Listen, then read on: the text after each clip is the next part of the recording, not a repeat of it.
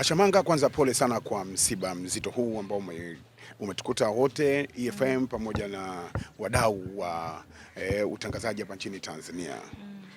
Lakini natamani kufahamu kutoka kwako jinsi ambavyo taarifa, lakini mara ya mwisho kuzungumza na marehemu kabla ya kifo chake ilikuwa ni lini? Kwanza nashukuru, pole tu sote.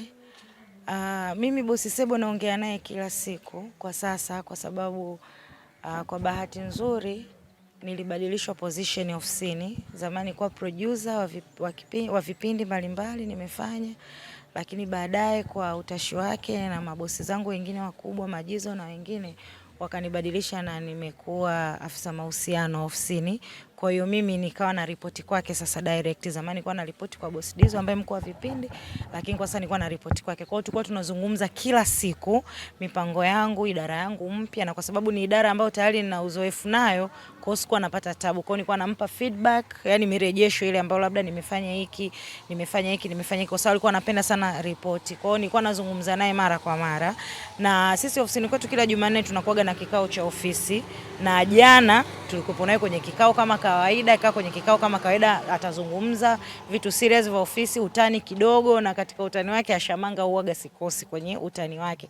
Kwa hiyo jana ndio ilikuwa mara yangu ya mwisho kuwa na bosi, na tulikuwa kwenye kikao cha ofisi. Mimi nikapata udhuru kidogo nikatoka, nilikuwa na kikao.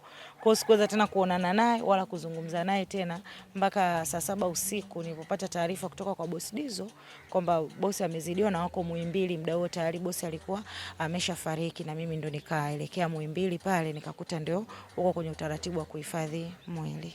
Na umesema mara ya mwisho mlikuwa kwenye kikao na ukaaga, akakupa ruksa kwa kwenda kwenye majukumu mengine, lakini kipindi hicho alikuwa kwenye hali gani? Yaani nikikwambia hivi, bosi hakuwa anakohoa, hakuwa anajikuna, hata useme ana upele, hata kuumwa kidole, mzima wa afya.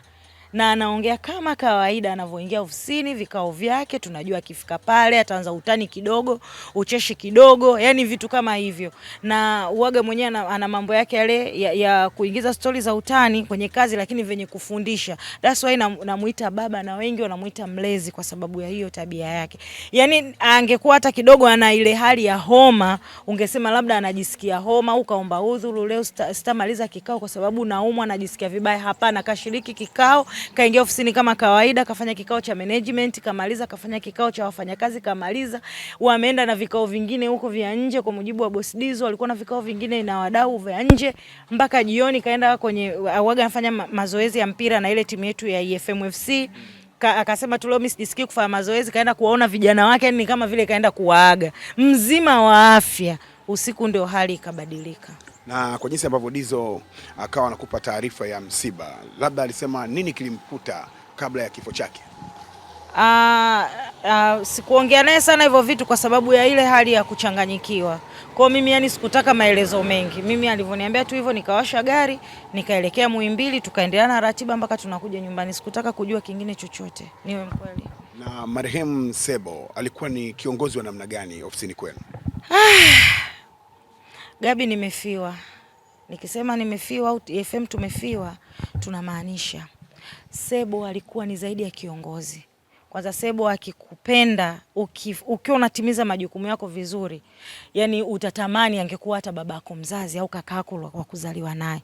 Sebo ni kiongozi wa mfano, na maua yake alhamdulillah Sebo ameyapata akiwa hai. Yani mazuri ya Sebo ameshaambiwa na watu wengi wa karibu kuhusiana na uongozi wake, na hata akikosea anakuambia milango yangu iko wazi, niambie ili na mimi nipate kujifunza, nijirekebishe. Hakunaga bosi wa hivyo. Mimi mara kadhaa naambia bosi, pale ulinikosea, bosi pale ulinifokea, haikutakiwa kuwa vile, mimi kijana wako itakiwa univute. Basi mwanangu, nisameni, wewe razi, mzazi aombi razi, nisamee mwanangu, mimi bosi alikushawahi kunifanyia hivyo, nilijisikia amani. Nikipeleka kitu changu kwa bosi anakibeba kwa uzito, hata asiponisaidia, lakini najua kabisa amelipokea. Kwa hiyo kwenye kunisaidia au kulifanyia kazi, hicho ni kitu kingine, ila mapokezi, Sebo alikuwa ni mwalimu wa walimu. Mimi nimefika hapa nilipo, Sebo ana mkono wake mzito sana. Ule ukale alikuwa ananikaripia, kama mtu alikuwa ajielewi, anaona kama anaonewa, lakini ndio ulikuwa unatujenga. Mimi leo nina uthubutu na ujasiri wa kusimama popote na nikafanya kazi zangu na nikatimiza majukumu yangu. Kwa sababu pia kuna mafunzo tumetoa kutoka kwake. Yaani alikuwa ni zaidi ya kiongozi.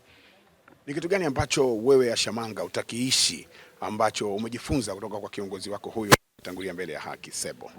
Kauli moja tu alikuwa ananiambia, mtaji ni watu. Jitahidi kutengeneza watu, jitahidi kuwa na watu.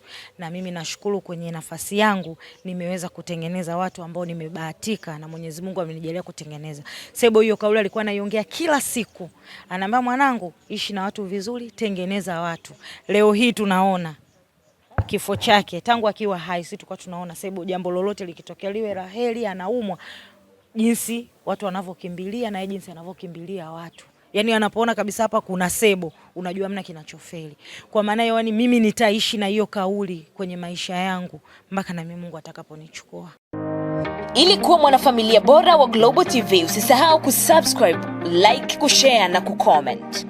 Baada ya kusubscribe, bonyeza alama ya kengele ili kupata taarifa kwa kila video inayopanda Global TV Online.